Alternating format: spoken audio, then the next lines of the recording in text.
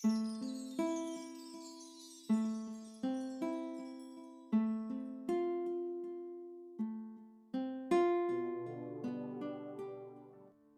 গো গিন্নি, ঘরের ভেতর কি করতেছো? এই গরমের জ্বালা আমি আর টিকতে পারতাছি না। একটু বাইরে আসো, তোমার সাথে একটু কথা বলি। ওই তো আরেকজনের বাড়িতে এসে বকবক শুরু করে দিয়েছে। এখানে আমি রান্না বসাইছি, চুলার যে গরম আর এমনিতেই রোদের যে তাপ, এই রোদের তাপে এবং চুলার গরমে আর সংসার করতে ইচ্ছা করে না। আর ওইদিকে সে এসে ডাকাডাকি শুরু করছে, এই শোনো, আমি আসতেছি, চুলায় রান্না বসাইছি, একটু দেরি হবে আসতে। উপর থেকে এমনিতেই কি গরম পড়তেছে, এইদিকে নিচে বউ আবার গরম গরম কথা শুনাইতেছে। আর এই বাড়িতে থাকবো না, এই বাড়ি থেকে চলে যাই, আর গরমের একটা ব্যবস্থা করেই ছাড়বো।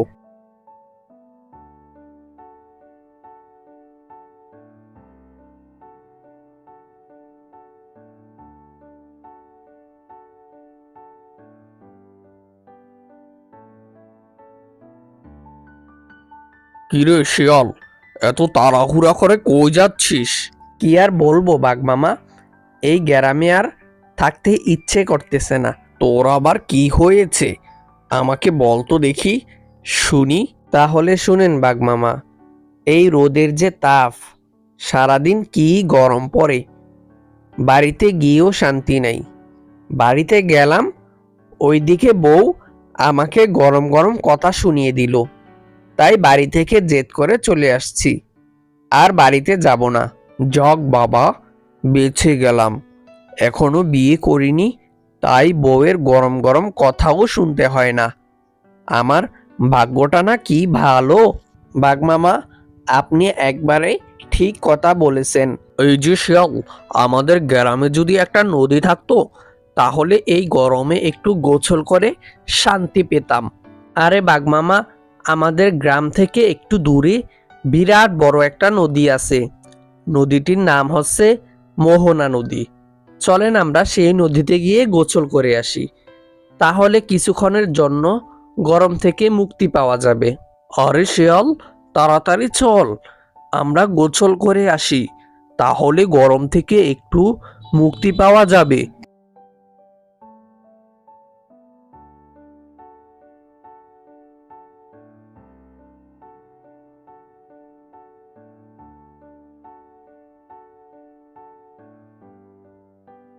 বাঘ মামা, এই সেই মোহনা নদী, চলেন এই নদীতে আমরা নেমে পড়ি।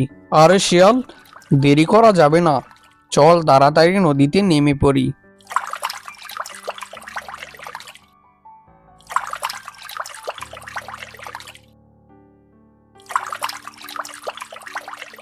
এই যে শিয়াল, আমরা তো অনেক সময় ধরে নদীতে গোসল করেছি, আমার শরীরটা ঠান্ডা হয়ে গিয়েছে, চল এবার বাড়িতে ফিরে যাই।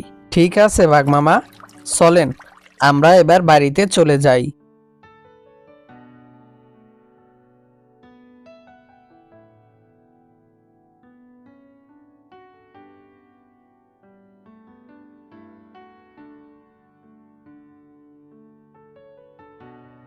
কিরে শিয়াল, হঠাৎ এইখানে দাঁড়ালি কেন? আরে বাঘ মামা, আপনি একটা জিনিস লক্ষ্য করেছেন? এখানে দেখেন, কি বিরাট বড় একটা গাছ। এই গাছের নিচে কি ঠান্ডা লাগে। আমরা যদি আমাদের বাড়ির চারপাশে গাছ লাগাই, এই গাছের ছায়াতে আমাদের বাড়িতে সূর্যের আলো আর প্রবেশ করতে পারবে না। এর ফলে আমাদের শরীরে তেমন একটা গরমও লাগবে না। ঠিক বলিস না বাঘ মামা? হ্যাঁ রে শিয়াল, তুই একবারে ঠিক কথা বলছ, তোর মাথায় তো দেখছি অনেক বুদ্ধি। বাঘ মামা, আপনি বাড়িতে চলে যান, আমি গাছ নিয়ে তারপরে বাড়িতে যাব। আচ্ছা ঠিক আছে শিয়াল, তুই তাহলে গাছ আনতে যা, আমি বাড়িতে চললাম।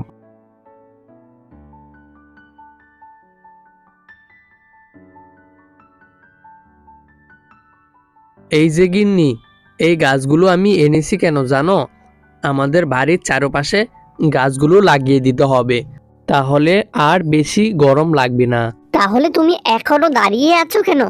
তাড়াতাড়ি গাছগুলো লাগিয়ে দাও, তাহলে আমাদের বেশি একটা গরম লাগবে না। আচ্ছা ঠিক আছে, আমি এক্ষুনি গাছগুলো লাগিয়ে দিচ্ছি।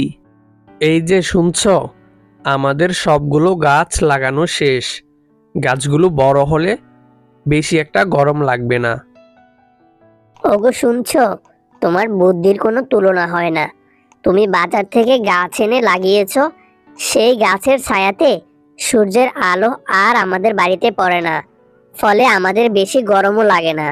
সত্যি, তোমার বুদ্ধির তুলনা হয় না। এই যে বন্ধুরা, তোমরা যদি গরম থেকে বাঁচতে চাও তাহলে এখনই গাছ লাগানো শুরু করো আর আমাদের নতুন চ্যানেলটি সাবস্ক্রাইব করে রাখো। পরবর্তী গল্প সবার আগে পেয়ে যাবে।